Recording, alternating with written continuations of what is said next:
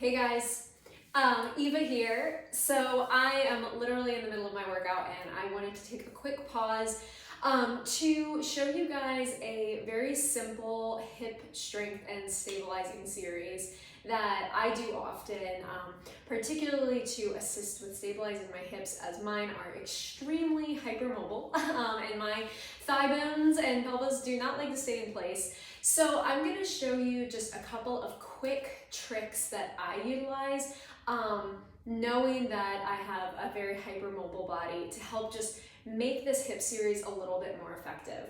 So we're going to go through some clamshell work, some sidelying work. I'm going to ditch my socks. And I just want to make this kind of a quick thing and break down why I'm doing some of the things I am. So one of the first things I'm going to do is utilize a resistance band.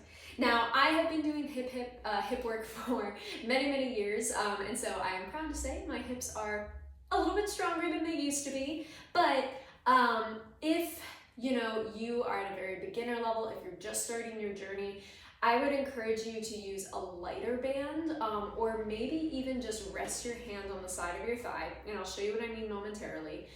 I use the band not necessarily as a way to give me a lot of resistance, a lot of feedback, but actually more so as a tool to give me what we call proprioceptive feedback. So by popping the band just above my knees or below the knees, whatever makes you more comfortable, it helps you find where your legs are in space, because you feel a little bit of that resistance letting you know, oh hey, here's where my thighs are. Because as most of us know with hypermobile bodies, it can be kind of tricky to figure out where you are in space. So two other tricks that I use when doing a sideline series is I love to use a yoga block for a pillow. You can also use a pillow. I just don't happen to have one in the studio. You can also use like rolled up towels, anything that's just gonna give your neck a little bit more length as we go down into this sidelying series.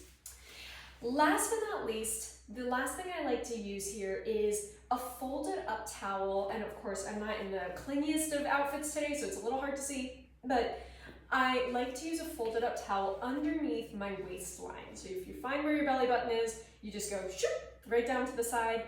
That's your waistline. And what this helps do is, just like the band and the pillow, gives you a little bit of support and gives you a little bit of feedback, so you can remember, okay, keep my torso, keep my abdominals engaged, keep my core engaged. Try not to just totally melt down into the floor, which is very easy for hypermobile bodies to do.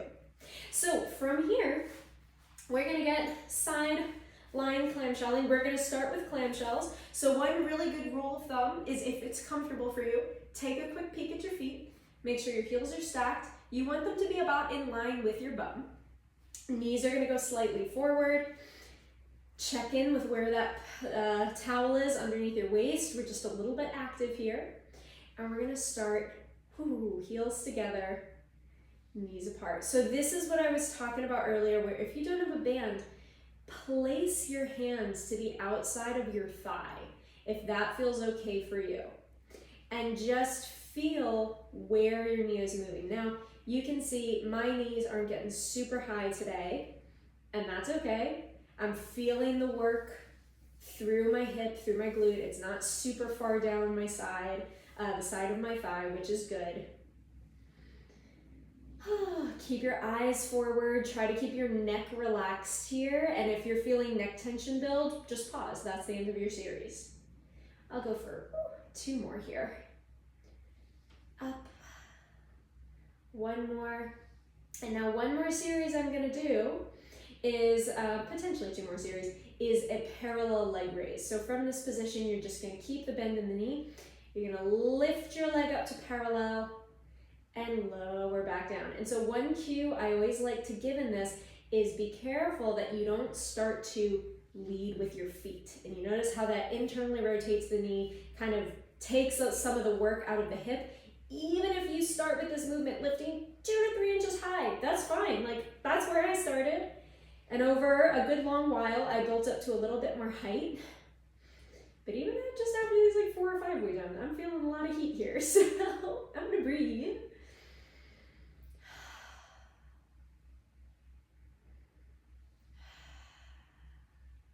I'm gonna go for 3 more.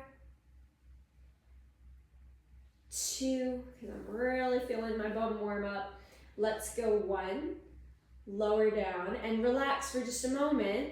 Reorganize if you need to. Now, the last thing I'm gonna do here, which is a little bit more intermediate advanced, is build into a little bit of a hip rotation series. So I'm gonna lift back up into that parallel position, and I'm gonna pretend I have a crayon attached to the end of my knee, and I'm gonna feel my thigh bone rotate around in the hip socket. So you've got the crayon attached to the knee, and the knee is rotating your leg bone into that little hip joint.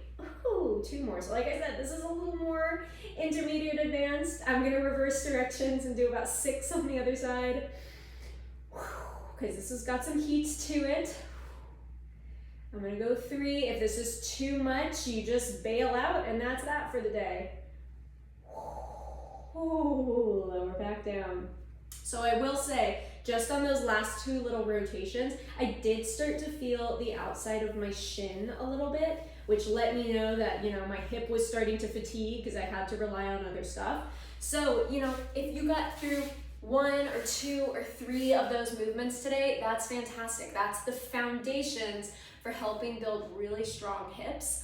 I hope you found some of these just like simple little hacks accessible to you. I hope you found them helpful. I would love to hear what you think of them, either in the comments or the chat or whatever this will eventually be posted on.